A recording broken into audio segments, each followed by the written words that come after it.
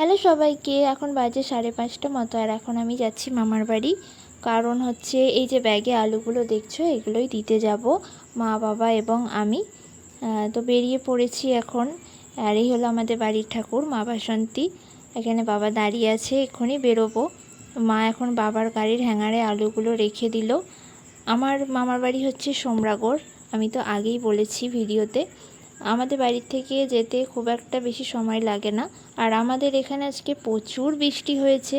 তারপর এসে দেখি দাদু টিভিতে সিরিয়াল দেখছে। কি সিরিয়াল দেখছে আমি জানি না নামটা, কারণ আমি সিরিয়াল দেখি না।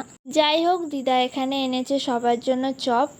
এখানেই একটা মামি ভাজে, তো সেখান থেকেই নিয়ে এসছে। এখন চপ খাচ্ছি। আর তারপর দিদা আমাকে দিয়ে গেল লিকার চা, কারণ আমি দুধ চা খাই না, আমি লিকার চাটাই খাই। তাই দিদা এখন আমাকে এটা দিয়ে গেল। এখন বসে বসে চা খাচ্ছি।